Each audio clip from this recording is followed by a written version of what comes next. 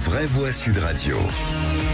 Comme d'habitude, je vais remettre le clocher au milieu du village, un village qui se situe dans le 7e arrondissement de Paris. Pourquoi le 7e arrondissement de Paris? Parce que c'est dans cet arrondissement, en bord de Seine, que se trouve l'Assemblée nationale. Et que certains des discours tenus hier m'ont semblé franchement surréalistes, au point d'avoir donné une crise d'urticaire à des millions de Français. On écoute ceci.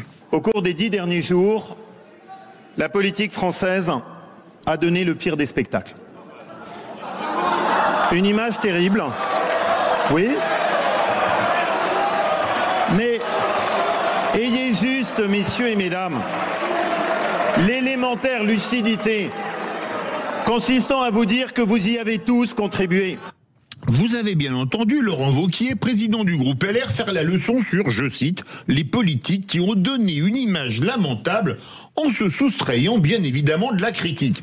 Mais Laurent Wauquiez qui déclarait dans les colonnes du journal Le Parisien le 12 janvier dernier que, je cite, envisager de revenir sur la réforme de retraite sans proposer la moindre piste de financement, c'est irresponsable, et, je cite encore, qu'il ne voterait pas un budget avec de nouvelles hausses d'impôts, n'est-il pas la quintessence de cette image lamentable des politiques qui n'hésitent pas à se renier sans la moindre vergogne pour garder leur poste, quitte à sacrifier un peu plus les comptes publics? On ne parlera pas de leur honneur perdu depuis fort longtemps. Mais ce n'était pas tout.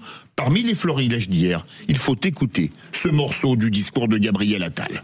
Ces derniers jours, un homme, Charlie Dalin, a confié son histoire, celle du courage, en ayant gagné le Vendée Globe malgré un cancer. Dimanche dernier, dans des milliers de communes de France, dans toutes nos circonscriptions, des concerts et des marches ont eu lieu pour Octobre Rose, pour s'engager contre le cancer du sein. Hier, à Évreux, dans une ville en liesse, on a célébré le Ballon d'Or d'Ousmane Dembélé. Vous avez bien entendu, alors que le pays est en situation de banqueroute, qu'il n'est plus gouverné, que 120 attaques au couteau sont recensées chaque jour, que l'école comme le pays s'effondre dans les classements internationaux, que les faillites d'entreprises battent des records, Gabriel Attal nous vante après Charlie Dalin au Vendée Globe et les manifestations pour Octobre Rose, le Ballon d'Or d'Ousmane Dembélé. Quitte à être dans l'actualité footballistique, il aurait mieux fait de parler du superbe but de Nkunku la veille au soir à Reykjavik, mais peut-être n'avait-il pas vu le match.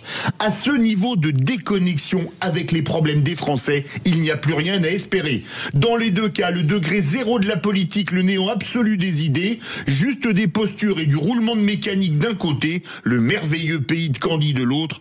Deux exemples qu'on peut résumer par une formule de Georges Clemenceau. Ils n'avaient pas d'idées, mais ils étaient prêts à mourir pour elle.